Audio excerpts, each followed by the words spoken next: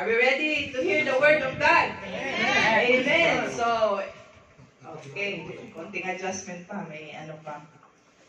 Ayun. So, welcome Kuya Eddie.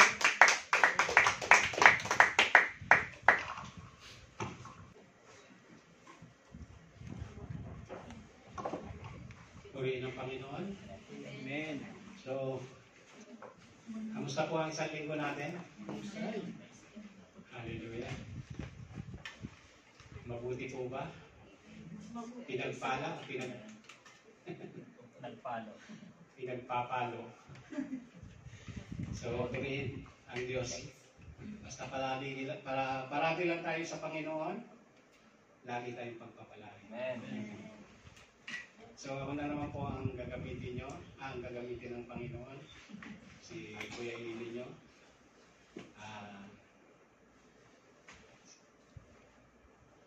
Purihin ng Panginoon. Maraming salamat at nakatin po tayong lahat. Maraming salamat din kay Kuya Ayan. No, Kuya Ayan, biroin mo.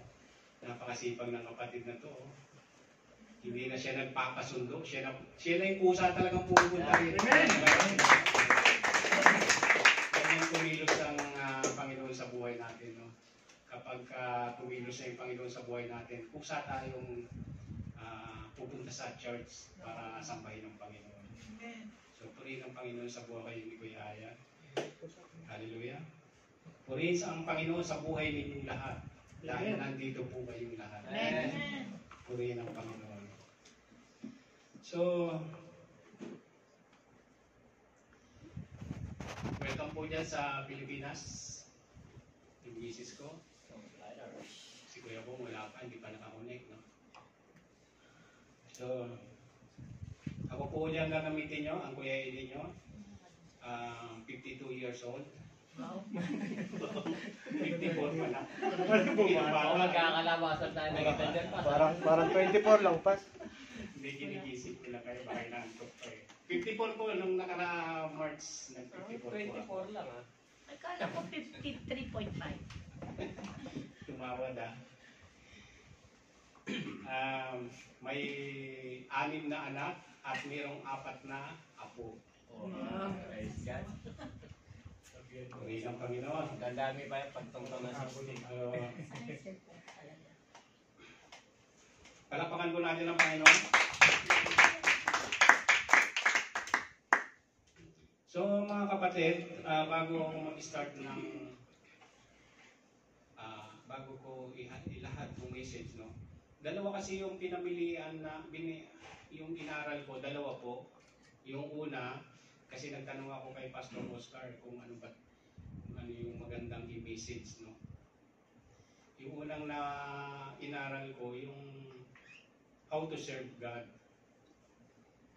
Pero nireveal sa akin ng Panginoon itong iba yung nireveal niya ito. Yan. Title dyan. Yan. The order to serve God. Yan.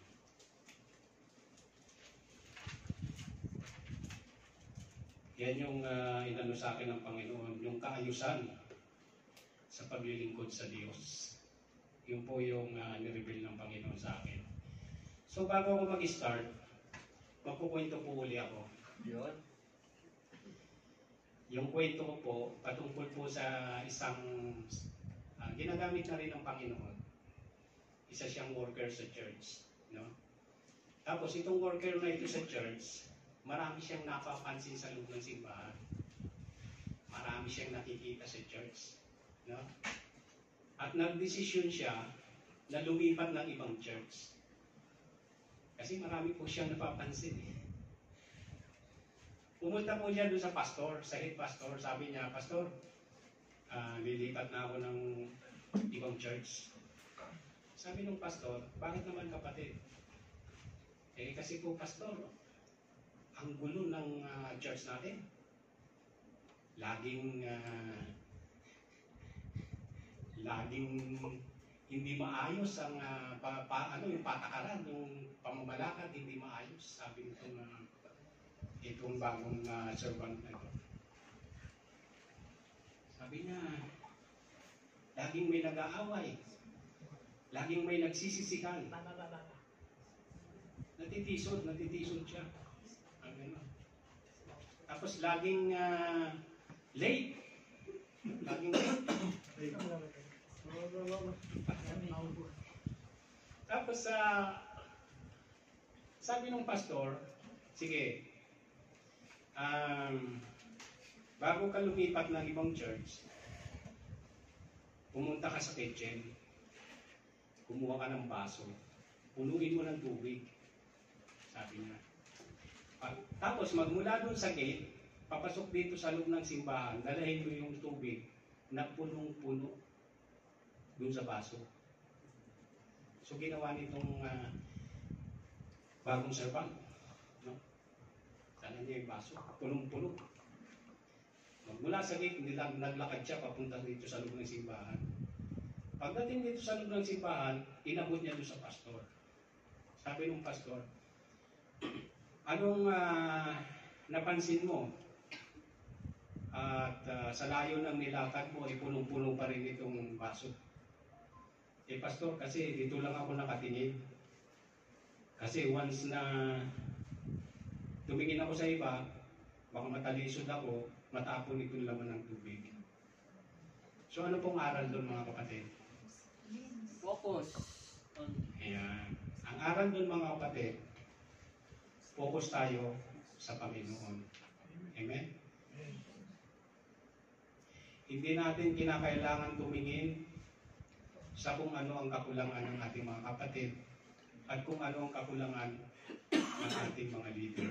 and Amen po? and Kasi po, kung titingin tayo mga kapatid sa kakulangan ng church, no? Maaring hindi po magiging maayos yung ating pag-serve sa Panginoon. Amen po? So kailangan focus lang tayo sa Panginoon, no? Hindi po porke mga servant na ng Diyos, manggagawa ng Diyos, o hindi naman porke pastor na ay perpekto na, hindi po ganun. Wala pong perpekto. Ang perpekto po ay isa lang. Sino? Jesus Christ. Jesus Christ. Amen. Amen? Amen. So hindi po natin kailangan tignan kung ano po yung kakulangan ng ating mga leader, ng mga servant ng Diyos, at ng mga kapatiran dito sa church. Amen po? and Palakpakan po natin ang Panginoon. So, ang mensahe po, yan. Ang title po, The Order to Serve God. Ang kaayusang paglilingkod sa Diyos. Ayan. Ang topic po natin ay yung ang topic pa rin po natin yung serve God. Serving God, no? Yan pa rin po yung topic natin. Ang biblical theology na sinasabi ng serving God, sabi diyan, God's servants are those who worship Him and carry out His will, often and important leadership rules. Amen? Yun po. Ang mga lingkod ng Diyos ay yung mga sumasamba sa Kanya at tumutupad sa Kanyang kalooban. Amen? Kadalasan sa mahalagang tungkulin sa pamumuno. Amen po? Bago po tayo mag-start, samahan niyo po ako sa may panalangin. Hallelujah. Lord, muli Panginoon, nandito po ako sa iyong harapan, Panginoon. Humingi po ako ng kapatawaran. Lord, marumi po ako. Isa lang po akong basahan sa iyong harapan, Panginoon. Marami po akong nagagawang pagkakasala sa isip, sa salita, sa lahat ng bagay na hindi kalugod-lugod sa iyo, Panginoon, nagagawa ko po. Lord, patawarin niyo po ako, Panginoon. Hallelujah. O hallelujah. Lord, ako na naman po muli ang gagamitin mo bilang mensahero sa araw na ito, Panginoon. Lord, dinadalangin ko sa pamamagitan ng iyong banal na Espiritu, Panginoon, gabayan niyo po ako. Wala po akong sapat na kakayanan, wala po akong sapat na pinag-aralan, Panginoon God. Ikaw po magsalita, Panginoon. Itago mo lang ako sa iyong likuran, Panginoon. Hallelujah. Maaaring makakabanggit ako ng mga salitang mali ang mga grammar, Panginoon God. Pero ikaw, Panginoon, yung magpaunawa sa aming mga kapatid, Panginoon. Ihayag mo sa kanila kung anong ituturo mo sa araw na ito, Panginoon God. Itago mo lang ako sa iyong likuran, Panginoon. Mahina po ako, Panginoon. Nawa, Panginoon, magrima sa kanilang puso ang ihahatid mong salita sa araw na ito. Sa pangalan ng Ama, ng Anak at pag-iisa ng Banal na Espiritu. Amen. So, yung verse natin, mga kapatid, ayan, 1 Peter. Sabi dyan sa 1 Peter, basahin nga natin, mga kapatid. Na ayon sa kaloob na tinanggap ng bawat isa ay paglingkod sa inyo rin. Gaya ng mabubuting katiwala ng masaganang biyaya ng Diyos. Amen. Sabay-sabay nga, lakasan natin, sabay-sabay. Na ayon sa kaloob na tinanggap ng bawat isa ay paglingkod sa inyo rin. gaya ng mabubuting katiwala na masaganang biyaya ng Diyos. Amen. Purihin ang Panginoon. Buhay lahat, gising lahat. Ano? Yan po yung verse natin. Amen. Yung title natin, yung kanina. Ayan. The order to serve God. Ayan. Sabi dyan sa objective, sabi. Ayan. Objective, mga kapatid, basa. The Holy Scripture teaches that God not only values order and peace, but that it is part of His very being. 2 Thessalonians 3:16. Yan natin mababasa yan. Sa 2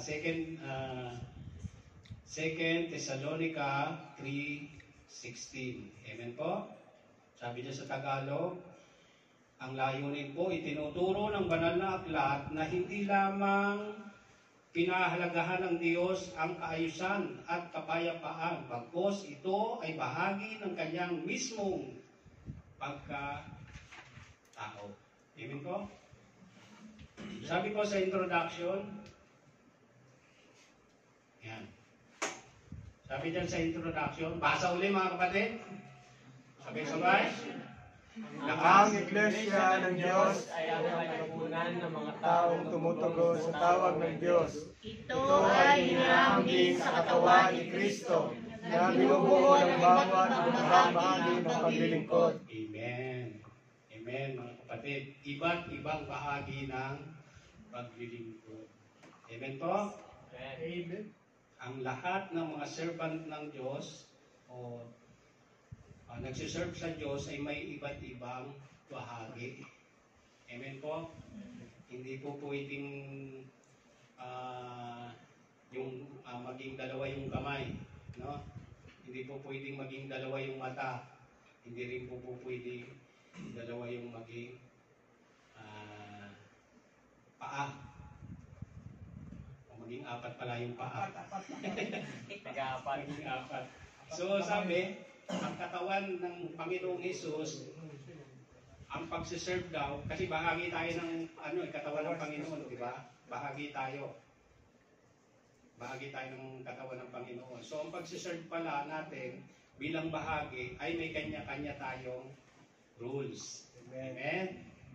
Kaya yung mga talent nyo, huwag niyong itinatago mga kapatid. Ibigay niyo sa Panginoon yan. Amen. Paggamit nyo, huwag niyong itago kasi pag itinago nyo yan, kayo din. Mawawala.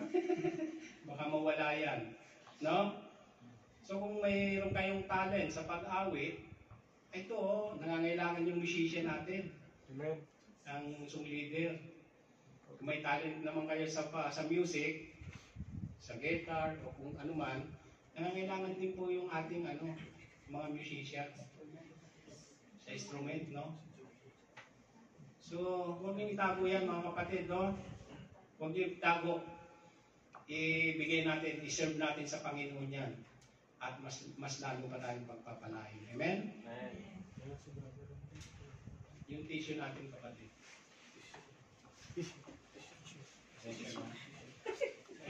So sabi dito mga kapatid,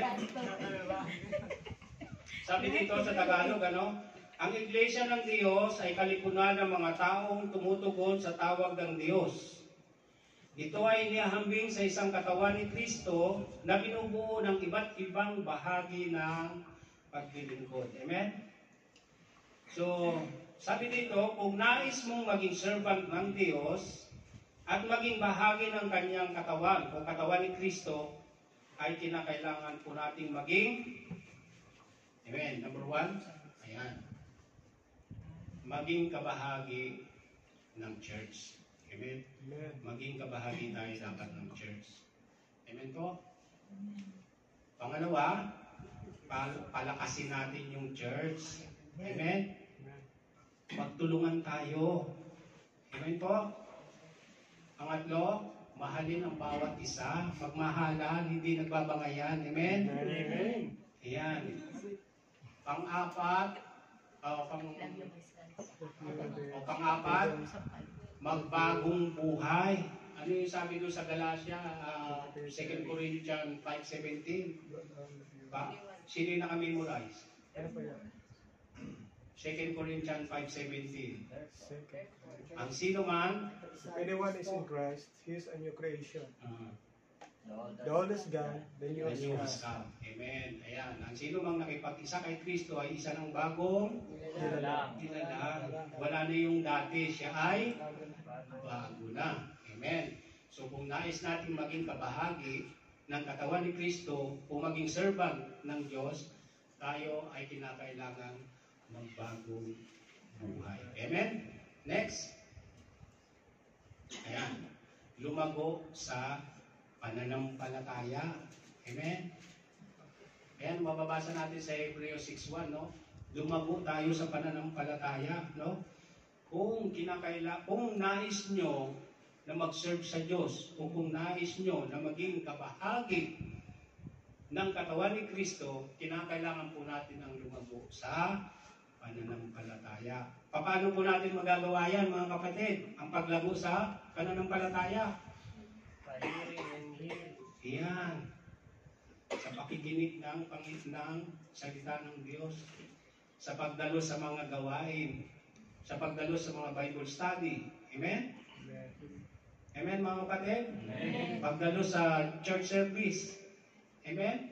Ayan yung magpapalago sa atin sa pananampalataya. Amen, mga kapatid? Amen. Pero kung hindi tayo dadalo, mas pipiliin natin yung matulog, mas pipiliin natin ng sumama sa mga ibang gawain, na mga makabundong gawain, hindi po tayo magiging kabahagi o servant ng Diyos. Amen po? Amen. Ayan. Kaya, mga kapatid, kinakailangan natin ang tayo po ay lumago. Amen? Next, maging saksi ni Jesus. Ano po ito maging saksi ni Jesus? Maging tayo tagapagpatutuo. Di ba? Ito yung ibig sabihin niyan, tagapagpatutuo ng Panginoong Jesus. No? Kung paano tayo binago, kung paano tayo naging maayos yung buhay natin, maging buhay ng patutuo tayo. Amen, mga kapatid? Amen. Pang-pito, ipangaral ang Ebanghelyo. Amen? Pangaral ang Ebanghelyo. Amen?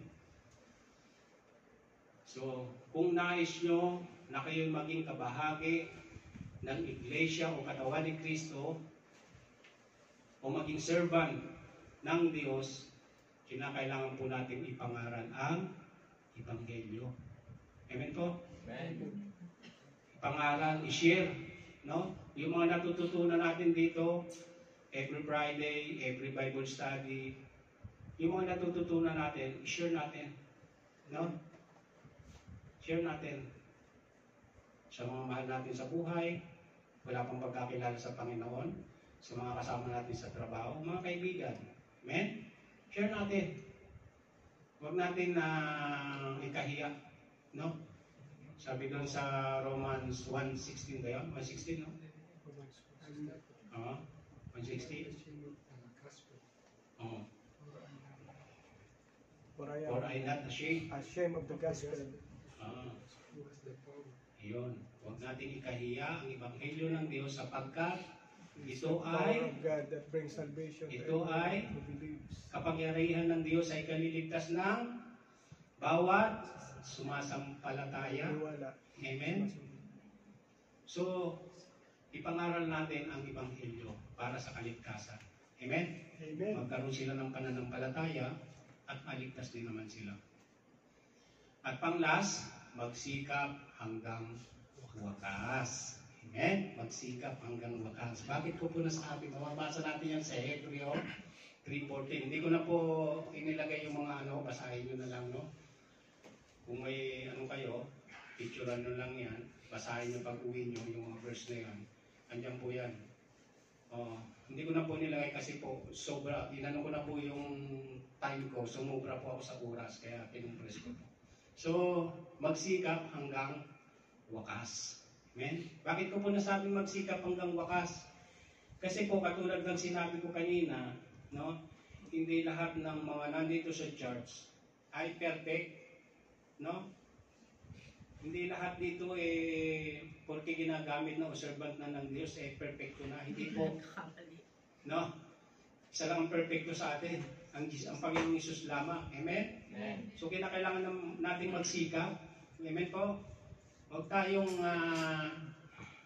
matitisod sa mga walang kakwintang-kwintang bagay. Huwag tayong matitisod sa mga ganun.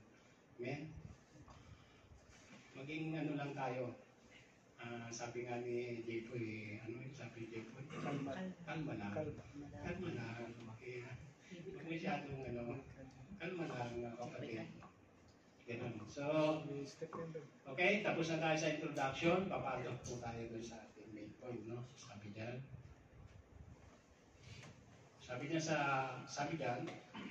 mga kaayusang pamunuan sa paglilingkod. Ayan. Mga kaayusang pamunuan sa paglilingkod sa Diyos. Amen. Ano po ba itong mga kaayusang paglilingkod? No? Ano ba to? Ano ba itong mga kaayusang paglilingkod na ito? So, kailangan pala as a leader o servant, kailangan maging maayos, may kaayusan, no? Ayan, mga hinirang, musing.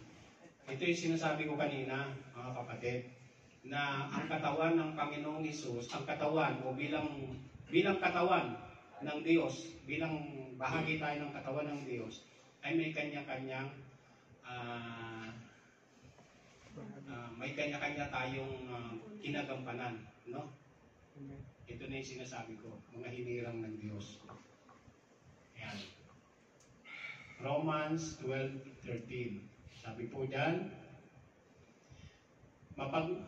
mapagdamay sa mga kailangan ng mga banal, maging mapagpatuloy. Amen? Sabi dito, mga kapatid, sa number 1, mga hinirang ng Diyos. Same. Ang lahat ng tunay na Kristiyano ay itinuturing na hinirang ng Diyos o saint. Ito ay mga tao na nananampalataya sa Panginoong Jesus. Amen po? Amen. Ito yung mga nananampalataya sa Panginoong Jesus. Next. Ayan. Mayroon ka palang supporting verse yan. Sabi dyan, ngunit ngayon sinasabi ko, ako'y pasa sa Jerusalem upang mamahagi sa mga banal. Amen? Ayan, pangalawa. Ayan yung pangalawa natin. Mga tagapangasiwa. Sino po ba itong mga tagapangasiwa na servant ng Diyos? Okay? Mga tagapangasiwa. Basahin natin yung verse. Basa nga mga kapatid, sabay-sabay. Mula sa Mileto ay nagpasugo siya sa Efeso at ipinatawag ang matatanda ng iglesia. Amen. Sino tong nagpatawag tinatawag na ito si Apostol Pablo, no? So, sabi dito, mga kapatid, ito ang mga matatanda sa elder. Ito ang mga matatanda, elder, ang tawag diyan elders, no, sa church. Na hinirang ng mga taga-pamuno ng church. Sila ay may mga kaatasan na pangalagaan ng iglesia na tulad ng pastol ng mga tupa. Amen? Ito pala yung mga taga-pangasiwa. No? Next. Mga tagapaglingkod. Sino naman itong mga tagapaglingkod? Sa gawa. Actually, lahat naman yan, pare-parehas lang sila ng ano, may iba-iba lang ng, sabi ko nga kanina, may kanya-kanyang ano yan, bahagi, may kanya-kanyang part. No, hindi pwedeng magpare-parehas. No? So, sabi diyan, sa 6 ng gawa, Acts yan, Acts ng gawa, sabi diyan, tinawag ng 12 ang buong kapulungan ng mga alagad at sinabi, hindi nararapat na aming pabayaan ang salita ng Diyos at maglingkod sa mga hapag. Amen? Sabi dito mga kapatid, sila ang mga itinatalaga upang makasiwa sa kapakanang pisikal ng church. Katuwang ng mga tagapangasiwa, ang mga matatandang servant. Ayan, yung katuwang daw nila. Itong mga tagapaglingkod, ito yung katuwang ng mga servant, yung matatandang servant o elder, no? Sino-sino to? Ito yung mga ginagamit dito sa church. Amen? Ito yung musician, music team, transport, prayer ministry team, no? Security, at marami pang iba. Amen? Ayan yung mga katuwang ng mga elders. Amen, mga kapatid?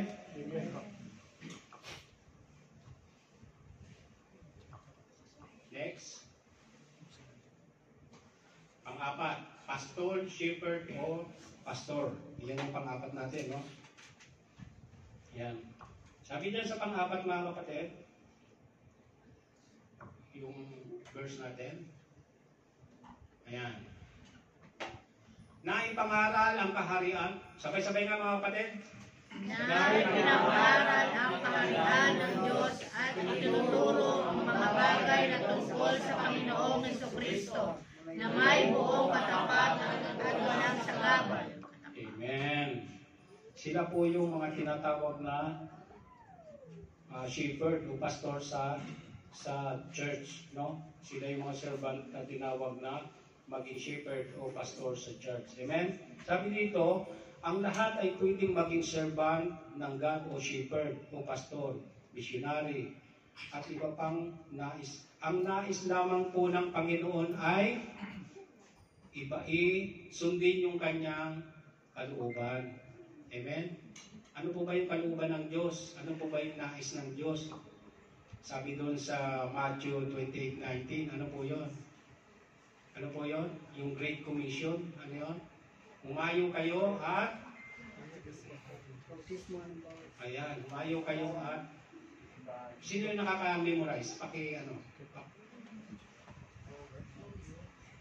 Sige Kuya Mike, kabisado ko yung kasi. Kuya Mike. Kaya kasi ng Diyos, sa boses sa ngalan ng Ama, ng Anak, at ng Espiritu Santo. Amen. Ayan po yun. Ayan po. Kung nais ninyo mga kapatid na maging servant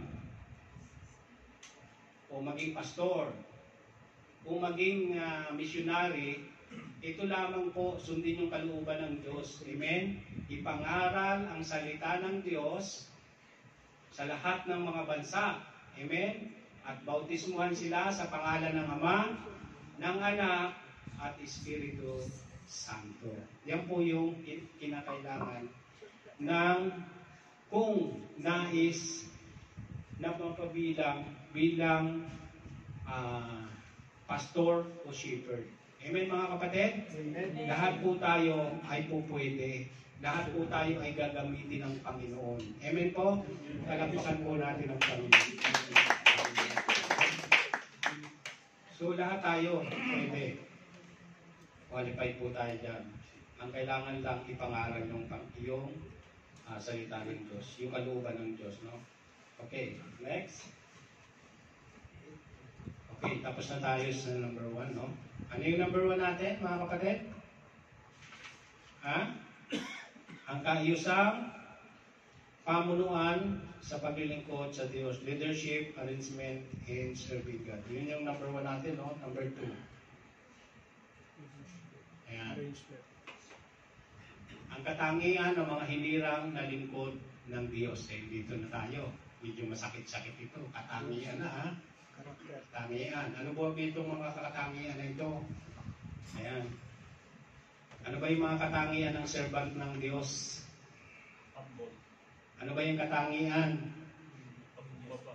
Ayan, tignan natin yung verse.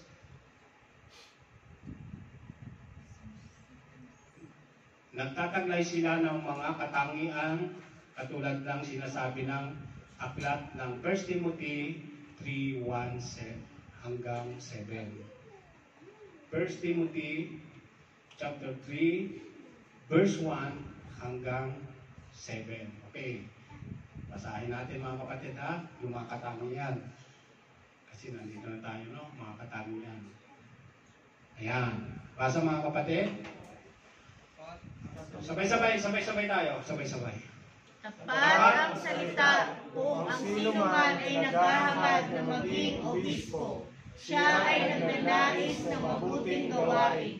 Kailangan ng obispo ay walang kapintasan, asawa ng isang babae, mapagpigil, matino ang pag-iisip, kagalang-galang, papatuloy ng panauhin, mahusay magturo. Next. Ayan. Hindi mahilig sa alak, hindi mabusog, kundi mahinahon, hindi palaway at hindi maligid sa salapi. Dapat ay pinamamahalaan niya mabuti ang kanyang sariling sambahayan. Sinusupil ang kanyang mga anak at may lubos na paggalang. Sapagkat kung ang sino man ay hindi marunong mamahala ng kanyang sariling sambahayan, paano niya mamangalagaan ang Iglesia ng Diyos?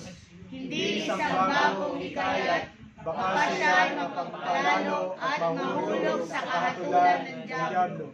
Bukod dito ay dapat din naman siyang magkaroon ng mabuting patutuo mula sa mga nasa labas, baka siya mahulog sa kahihiyan at bitag ng Diablo. Amen. Ang ganda ng verse, no? Ayan yung mga katangian. Amen. Yan yung mga katangian, mga kapatid, no? Iisa-isahin natin yan. Okay? Anong sabi po doon? Walang kapintasan. Amen? So, ang servant pala ng Diyos, mga kapatid, dapat walang kapintasan. Amen? Number 2. Sabi niya, isa lamang ang asawa. Amen? Sino po ba yung ditong mga naglilingkod na o servant na ng Diyos na mayroong asawa ay mayroong pang sideline? Sideline. Kung baga nakikipag-textmate pa sa iba. No? So, kapag tayo po ay isang servant o isang lingkod na ng Diyos, isa lang po dapat ang asawa. Amen? Hindi na po tumitingin pa sa iba. Amen po? Mahalin ninyo ang inyong mga asawa, mga kapatid. No? So, sunod. Maingat, kagalang-galang. Ayan. Sino po ba yung mga servant ng Diyos na nakita ninyo na parang kung magsalita puto kutsinta pa rin? No? So, as a servant ng Diyos, kailangan maging maingat tayo, kagalang-galang, no? Hindi yung servant ka na ng Diyos, ginagamit ka na, no? pagdating sa labas, lalo na kapag may party-party sa labas, ikaw pa yun nangunguna sa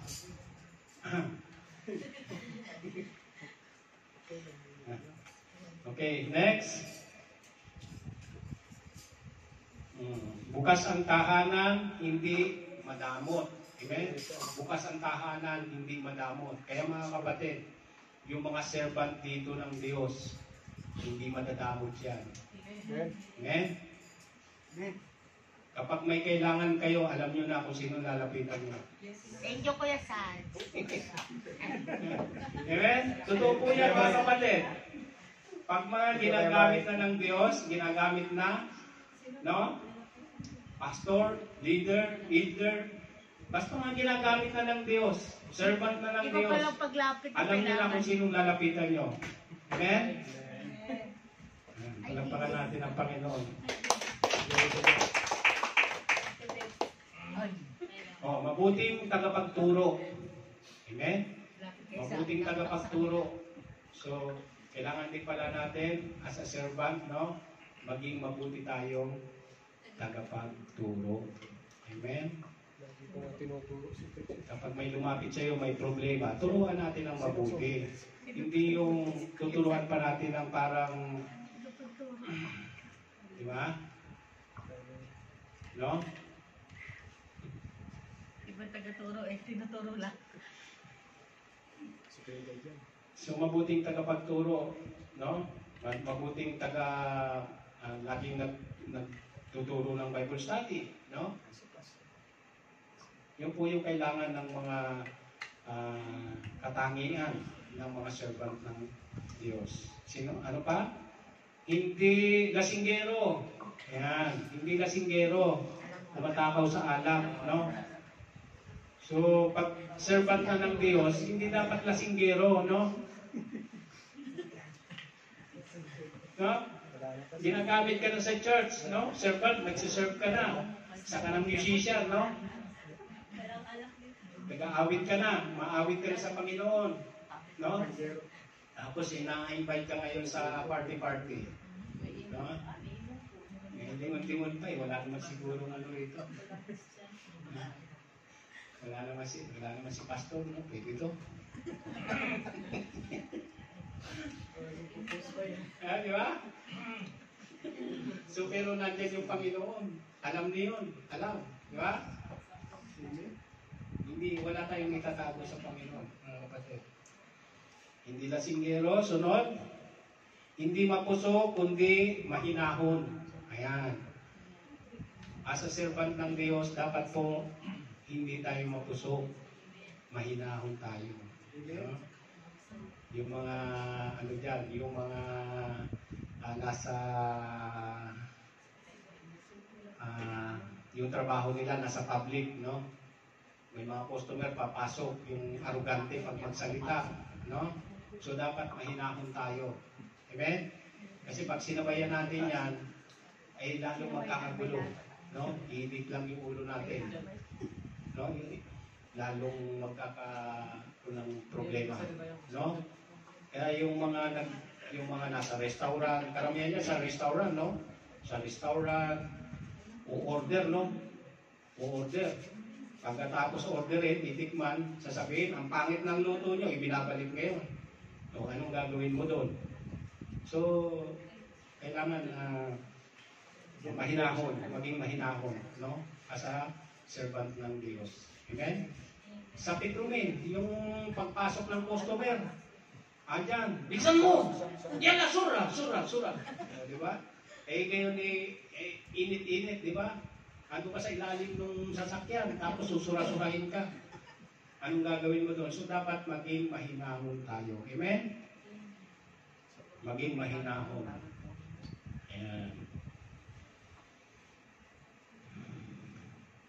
Minsan, ano rin ang talaga ako dito. Tinatamaan din ako rito, no? So, ang salita ng Diyos, mga kapatid, matalim. No? Pero, pag tinanggap natin yan, malaking pagtuturo. Amen? Maraming pagbabago ang mangyayari sa buhay natin. No? Pero pag di natin tinanggap, lalo lang tayo makakasama. Amen po? Amen.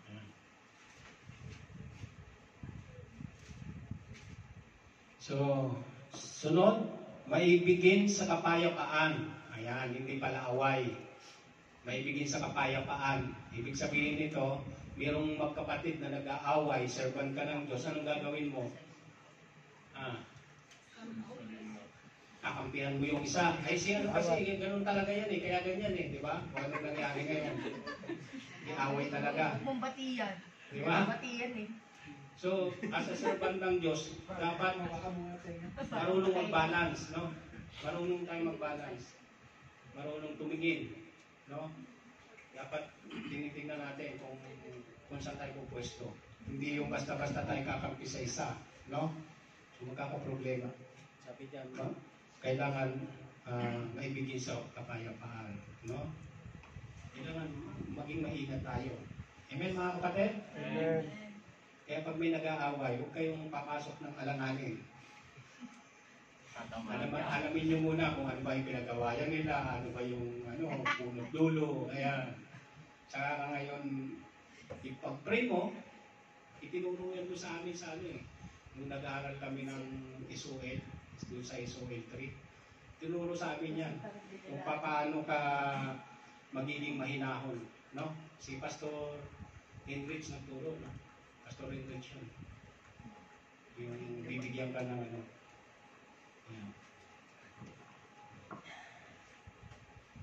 Maging mahinahon. May bigay sa kapayapaan.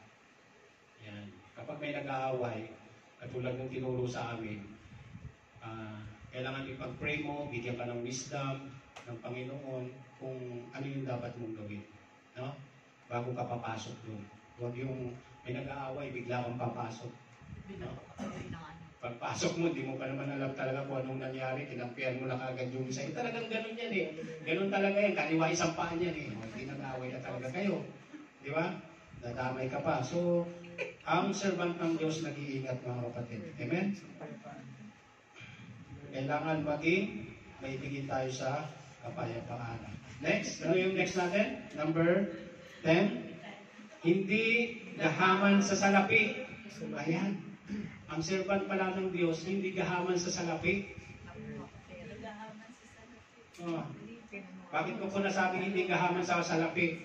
Kapag pinagpapala po kayo as a servant ng Diyos at may nangutang sa inyo, huwag nyo naman ang patubuan.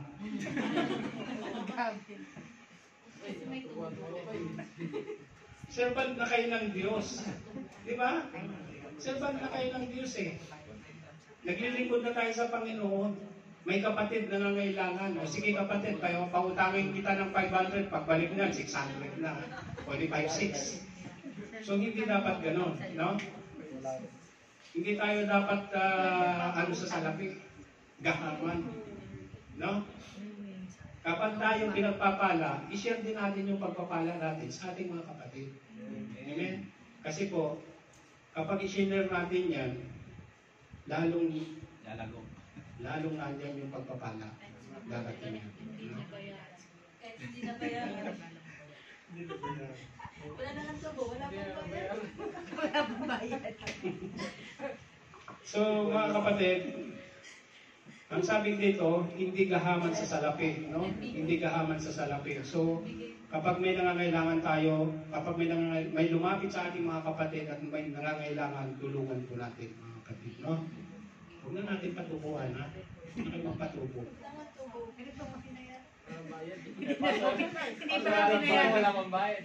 Kasi babalik naman ni Lord.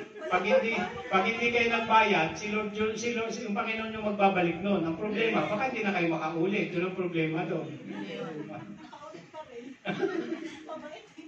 Okay, amen? So, ganyan mga kapatid, no?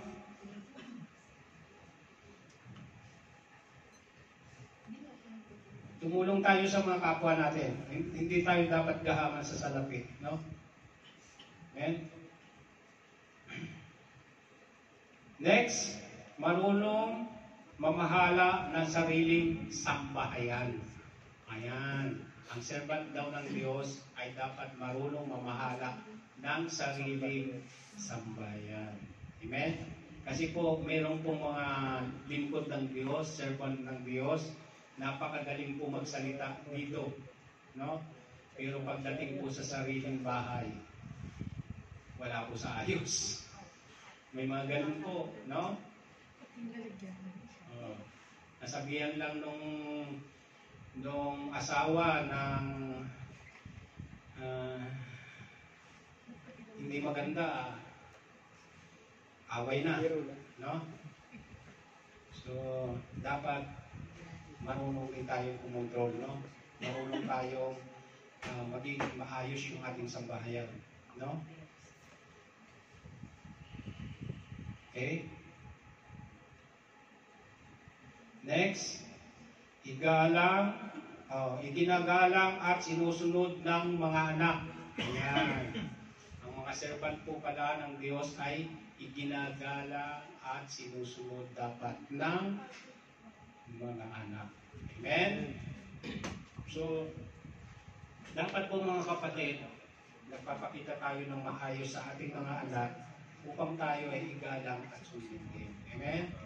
Kasi kung hindi tayo nagpapakita ng maayos, ay hindi natin makakamit itong paggalang ng mga anak sa atin. Amen? Yeah. So, igalang. Dapat iginagalang at sinusunod ng mga anak. Amen? Kasi po, ang mga bata ngayon, ibang-iba na talaga. Hindi katulad ng mga panahon namin, yung edad namin na ito, ni Pastor Oscar. Nung time namin noon, pag sinabing, pag tumanin yung magulang namin. Yoko ka na. Oo, hindi mo kailangan,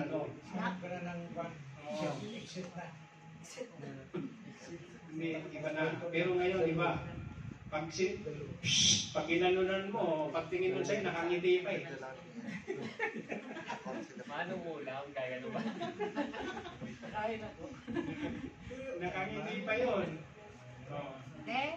Balik doon sa cellphone. Ano yun? LM ba yan? Yan. So, ngayon, dapat, para igalang tayo ng ating mga anak, marunong tayo kung paano natin sila tuturuan. No? Hindi yung pag nakita natin yung mga anak natin at hindi sumusunod, sisigawan na natin kagad. No? At sasalita na agad ng masama. So dapat marunong tayo doon. Amen? Marunong tayo mag-adjust. Kasi iba na yung panahon ngayon, magulang na yung nag-a-adjust. Totoo yan. Amen? Okay, anong sunod natin?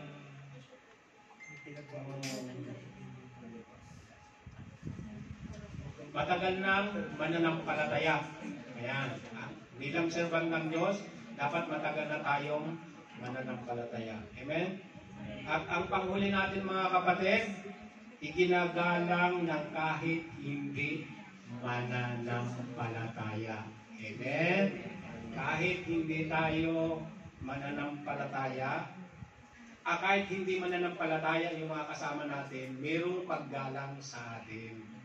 Yan yung mga servant ng Diyos. Amen po?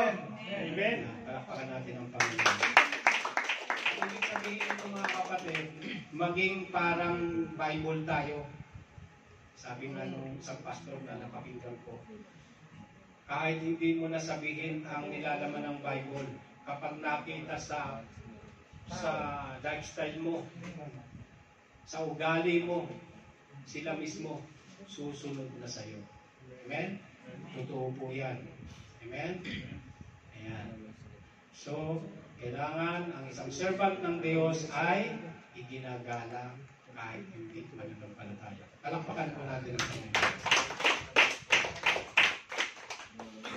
Okay, next. Angatlo tayo. Ang mga tungkulin ng mga lingkod ng Diyos. The duties of God's servant. Ayan. Ano ba to? Ano ba itong mga tungkulin na ito? Ito na. Ito na. Ano ba to? Next, sabi dito. Yan. Panalangin at pangangaral ng salita ng Diyos. Ayan po.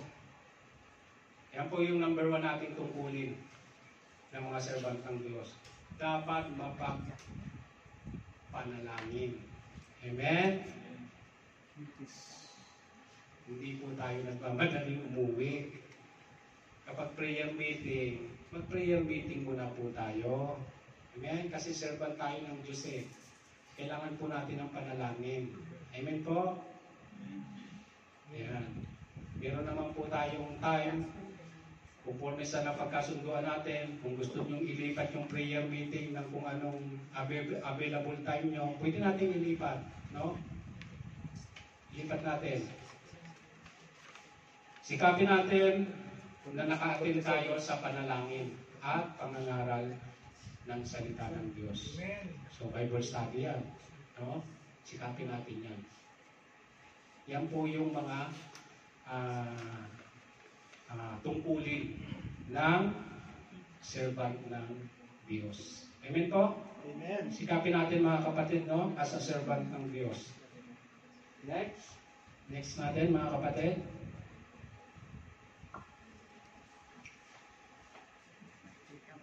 Sabi niya, sabi sa verse, no? Panalangin at nangangaral ng salita ng Diyos. May verse tayo. Samantalang kami bilang aming bahagi ay may uukol ng aming sarili sa panalangin at sa paglilingkod sa salita. Sabi dito mga kapatid, yung number 1 natin sa tungkulin ng servant ng Diyos.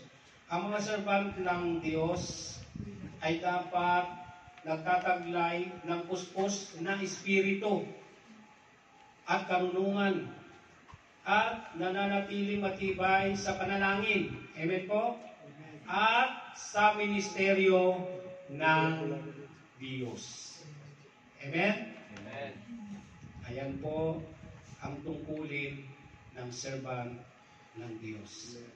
Amen? Naku, 10 minutes na. Naghaba pa rin. Okay, mabandaliin ko na.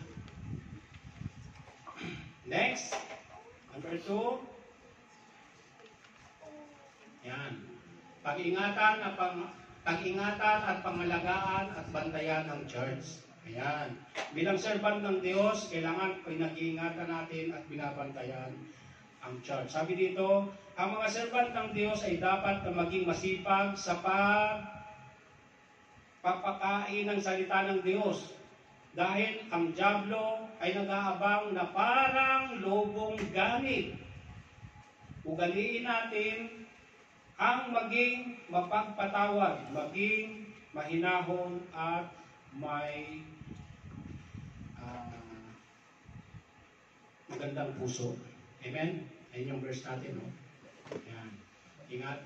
Basta sabay mga kapatid, ingatan ninyo ang inyong sarili at ang buong katawan sa sa kanilang kanila'y kayo ng Espiritu Santo ng mga tagapangasiwa upang pangalagaan ninyo ang iglesia ng Diyos na binili niya ng kanyang sariling dugo. Alam ko na pag-alis ko ay papasok sa palagitan ninyo ang mababangis na asong buwan na walang patawad sa kawan. Amen? Ayan, nagsasalita dyan si Jesus Christ. At ingatan natin ang iglesia ng Diyos. Amen? Amen. Ayan. Madaliin na natin at tayo wala ng oras. Number 3. Ayan, number 3. Pamahalaan at paglingkuran ang kawan. Ayan. Yung pangalawang pangatlong tungkulin, no? Ng servant ng Diyos. Sabi sa verse, napangalagaan ninyo ang kawan ng Diyos na nasa inyo, na inyong pangangasiwa ng paglilingkod bilang tagapangasiwa, hindi sa pilitan, kundi bukal sa loob, ayon sa kalooban ng Diyos, ni hindi dahil sa mahalay na pakinabang, kundi may sigasig.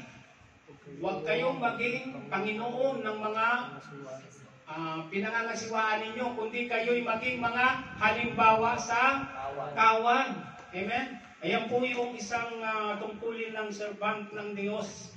Amen? Hindi yung parang tayo'y Panginoon sa ating nasasakupan. Amen?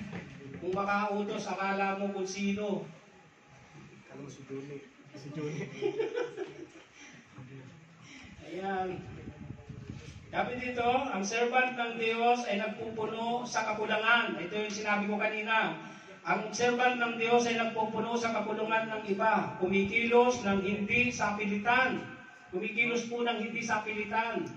Kundi may kasayahan. Amen. At hindi din parang busing-busing. Ayun. Ayan po. So dapat kumikilos po tayo, mga kapatid, ng ayon sa ating kalooban at na ayon sa nais ng Panginoon. Amen po? Amen. Okay. Last. Okay, yung pang-apat natin, last. Makinig. Yung pang-apat, ang panghuli natin, yung tungkulin, no? Yung panghuling tungkulin, ano ito?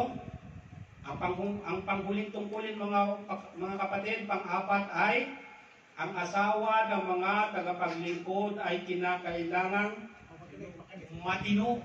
Amen? Asawa. Hindi mapanirang puri. Amen? Mabait, tapat sa lahat ng bagay. Amen? So mga kapatid, bilang servant ng Diyos, bilang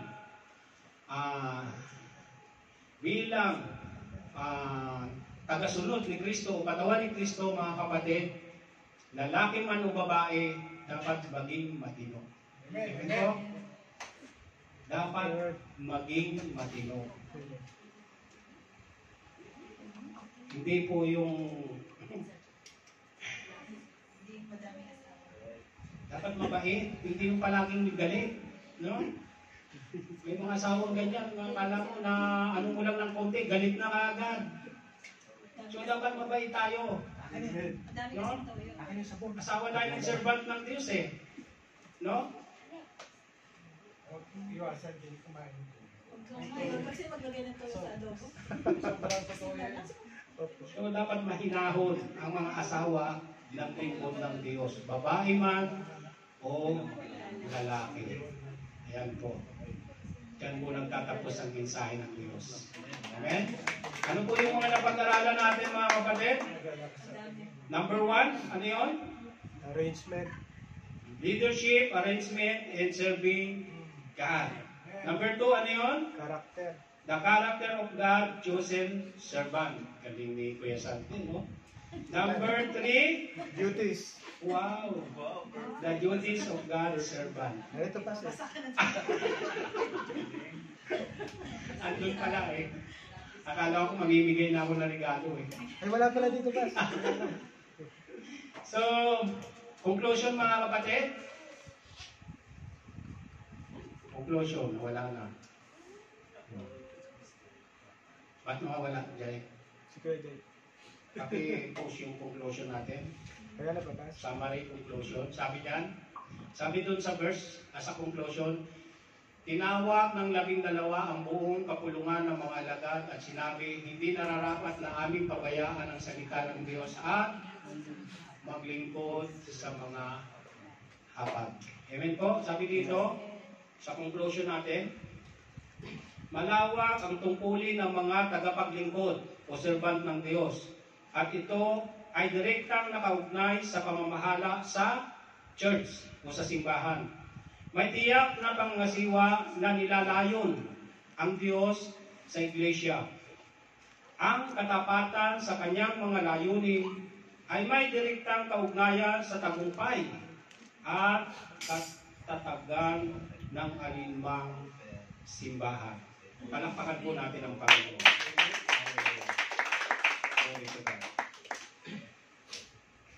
Samahan niyo po ako sa panalangin. Hallelujah. Hallelujah.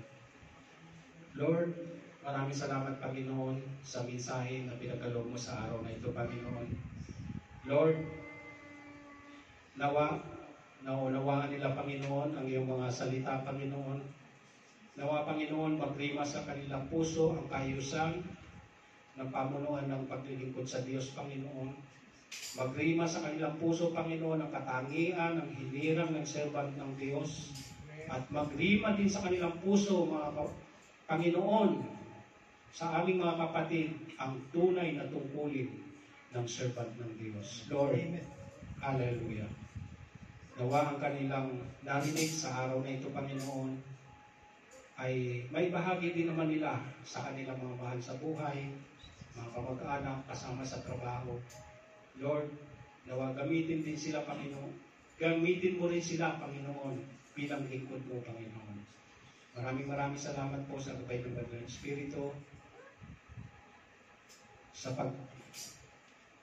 paunawa sa lahat ng mga salita